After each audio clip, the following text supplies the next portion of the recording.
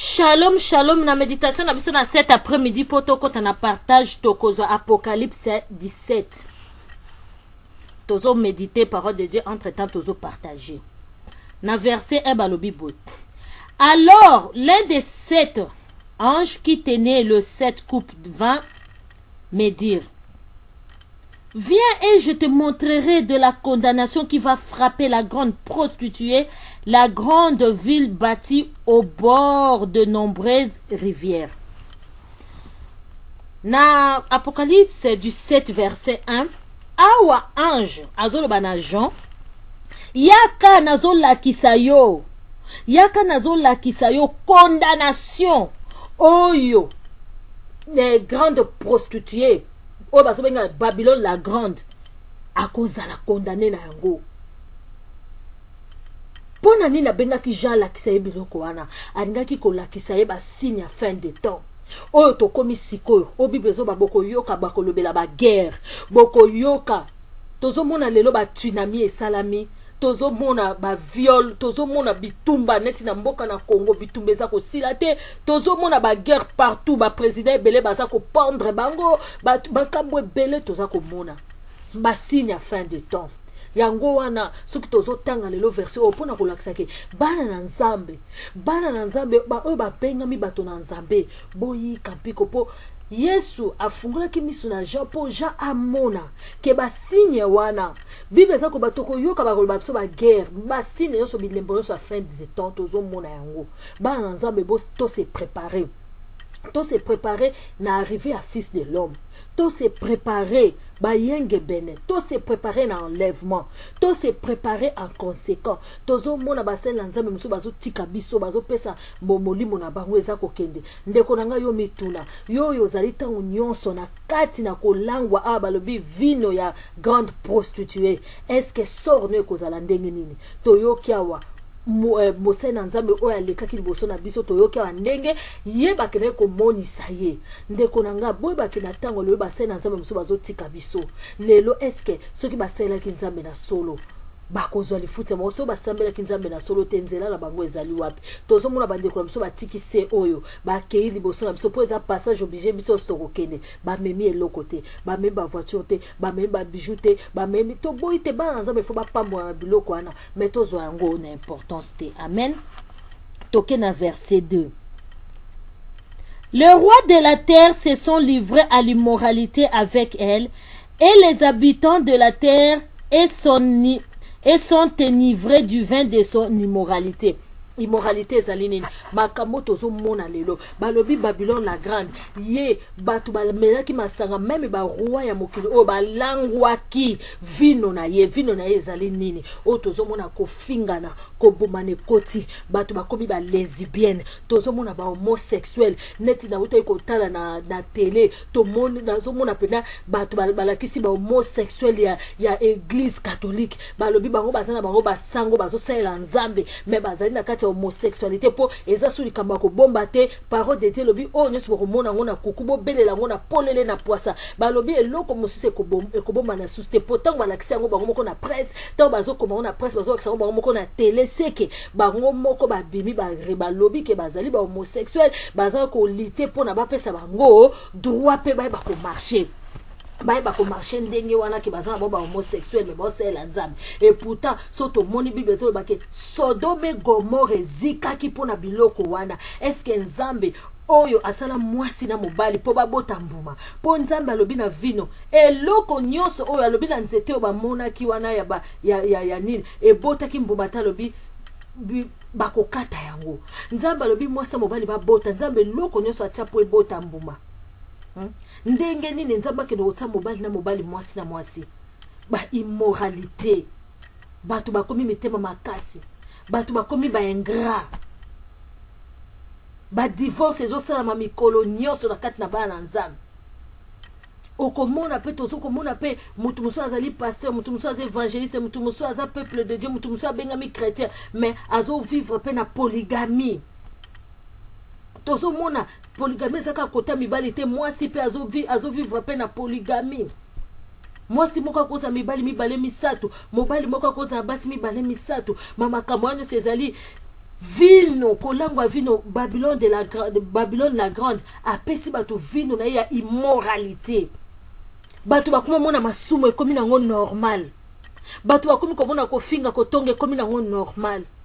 Muto akufi bato bazomona ngo ekomi nango normal. Bato bakoma bwakela bato bambasu azomona ngo normal. Bato bakomi kosala na mabe, bana bakomi komanke ba parents na bango respect. Ozomona mwana moko muke azobima na mama mukolo azobima na mwana muke, papa mukolo azobima na mwana muke, respect za nango lisusu te. Bato bakomi ko trouver yango normal, ba couple ba homosexuel bato bakomi ko trouver yango normal, bakomi kutu ko défiler po bakende ko balana ekoma officiellement. Bande ko makambu tu na vie komi nango normal. Ba para musu bazotinda kutu bana na bango o pasi eleki boke no kosana na bino, boke na bino na ba ville na ba boulevard. Boke no luka na bino mindele, makambu mingi komi normal. Mwana ya 14 ans okomona zoya na biloka kolia na ndako, azona mobali ya tata mobimba, batu pe ba yambiye. Mwana bino pe ya mobali ayana auchi poto ayena mama moko wa mukolo. Po mama na mutapesa ke mokanda boyambi pe ye po auti poto immoralité. Awa Yesu Masia lakisaki Jean afungola ke mis apocalypse poto mona immoralité tokeina verset 3. Bible soba l'esprit s'est saisi de moi et l'ange me transportant dans un désert. J'ai vu là une femme assise sur une bête rouge écartelate qui était couverte de noms d'insultes pour Dieu. Awa mwanze amemaki Jean akeko mona mwasi wana oba obenga Babylone la grande avandi likolo ya bête moko boye ya rouge, alati ye moko pe rouge, alobi ba nyoso place yango nzoto le mobimba place yango komama kika ba kombo moko ya insulte, ba kombo moko ya kofinga nzambe net biso siko neto salaka bomo na biso saka ko louer nzambe yesi ko beta ngo biloko nyoso oyo ba kombo nyoso komama ki wana eza ba insulte ya bana ko finga nzambe. Ben si tango za ninde konangai tango yo obengami pasteur to obengami évangéliste mama prophétesse to obengami chrétien tangu yo za marié ozo bimane kobo za okozo finga nzambe ba moya insulte yango wana po ozo la kisake ekobo donc ozo loko ozo chola kombo ya nzambe tangu yo mona na nzambe ozo vivre kati na ba lesbienne mozo benga ma chrétien ba moya insulte yango wana tangu yo mona na nzambe ozo vivre kati na ba fornication. Tangu yo mwana na nzambe ozoke noko boma koyiba ofuka me obondeli nzambe nazoke ne koyiba yokelanga mawa obondeli nzambe à l'avance. Donc po batu so ko bonde nzambe à l'avance nzambe limbisanga po nazo finga moto oyo yango to moni na verset 3 toke na verset 4. La femme portait de luxueux vêtements rouges écartelates et elle était chargée de bijoux d'or, de pierres précieuses et de perles. Elle tenait à la main une coupe d'or pleine des abominables impuretés dues à son immoralité. Sur son front était écrit un nom au sens secret: la grande Babylone, la mère des prostituées et des abominations du monde. J'ai vu cette femme était ivre du sang du peuple de Dieu, du sang de ceux qui ont été mis à mort à cause de leur fidélité à Jésus. Awa Jacques ne komona suna verset 4 ndenge mwasi wana lataki bilamba moko ya kitoko, bilamba luxe, couleur na eka ya rouge, couleur ya makila, lataki ba bijoux ya nord, ba lataki biloko ebele linkola kisa ba luxe ya mokili oyo kolula luxe. Toboyi te mwana nzambe soki ozwi ba capacité no ya kolata to kolia okoko vana no luxe penda couper ya luxe eza nango mabete mais luxe esomba yo te ekoma na ona niveau moko ke neti grande Babylone awa so lakisa ba luxe soko lingozwa or neti to monaka mibali mususu ba papa mususu ba ka olinga bana mike au lakisa mbongo soko lingi oza mwana muke malakisi mbongo yo akoza mbongo wano ye ya bimina yo yango luxe wana ezalaki na maboko ne luxe ya ndenge ya mabe neti bamosusu bakendake mpa nganga oza na besoin Mercedes oza na besoin lekisa mwana na yo mpo awa balobi na verset 5 aza komela makila alangwaki na makila soto okei donc yo mona bato bakende mpa nganga basenga bango toujours makila yaka na makila tangu yo pe mwana elenge ozokende pa tata mokolo po tata mokolo abima na yo na mbongo wana eza makila na yo asombi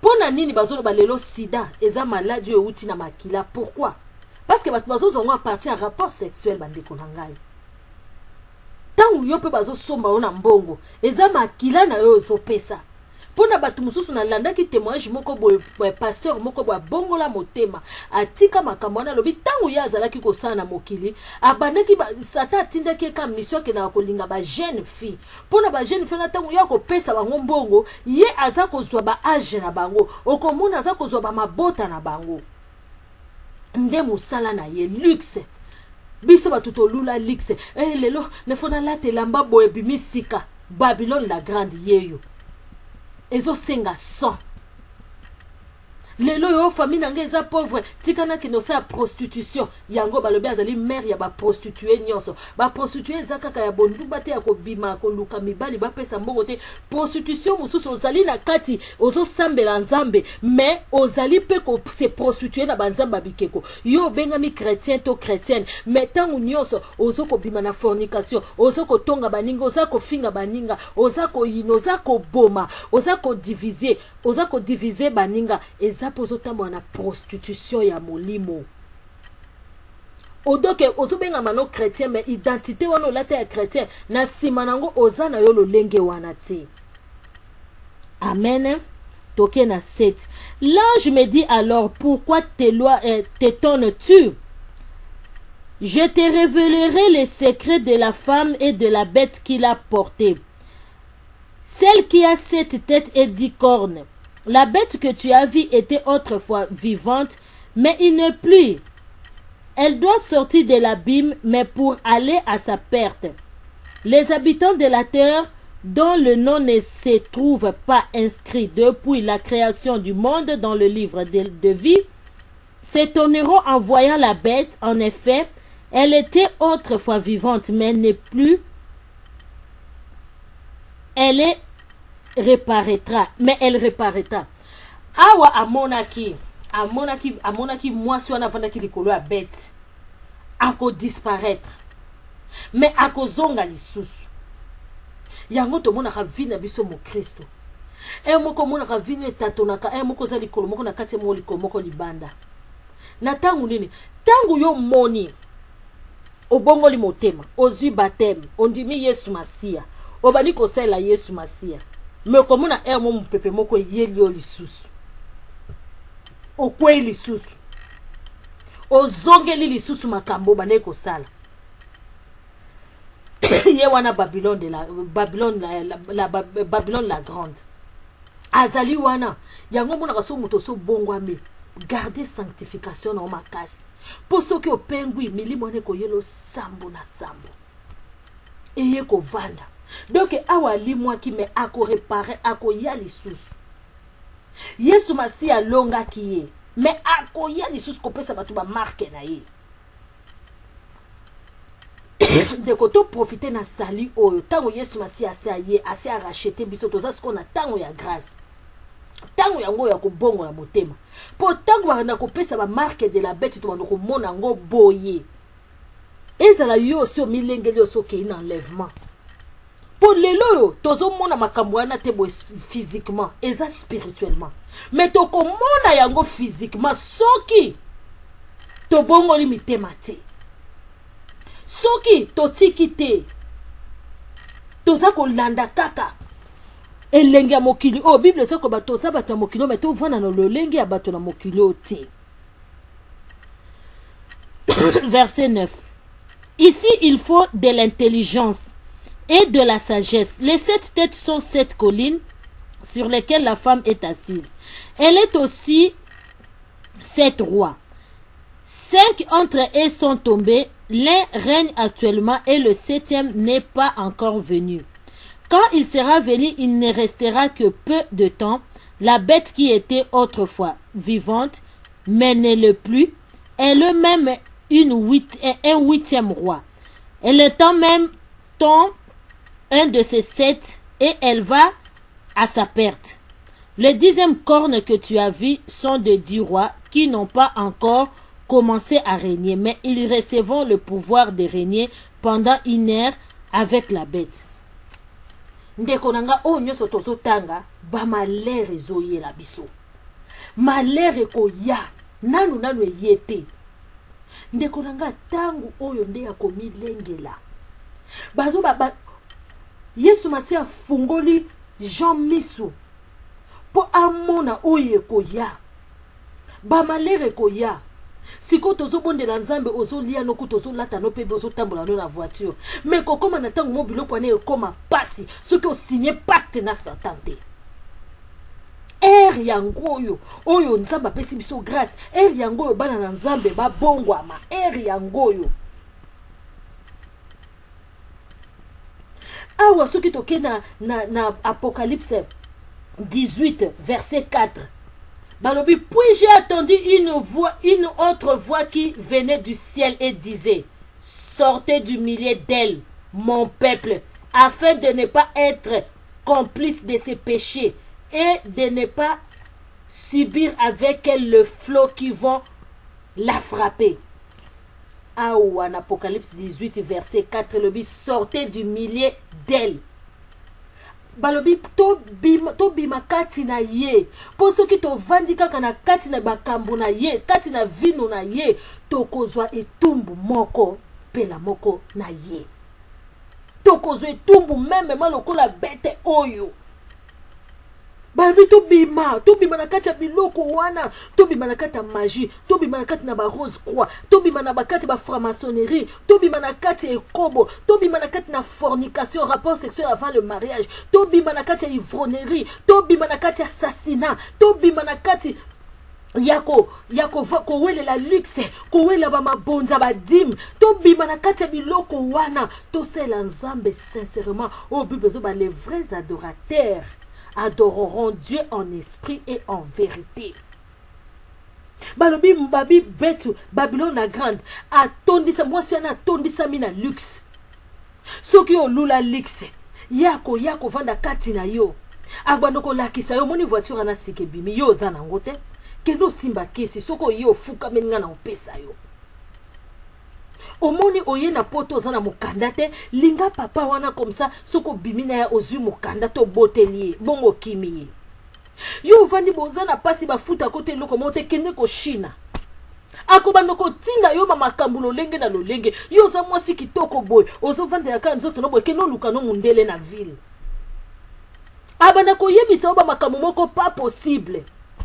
Babylone la grande balobi avandi na luxe nyonso mwasi wana avandi na babijo za komela makila ye azolangwa makila ya bana na nsambe balobi awa za kolangwa makila batu mususu te balobi j'ai vu que cette femme était ivre du sang du peuple de Dieu, du sang de ceux qui ont été mis à mort à cause de leur fidélité à Jésus.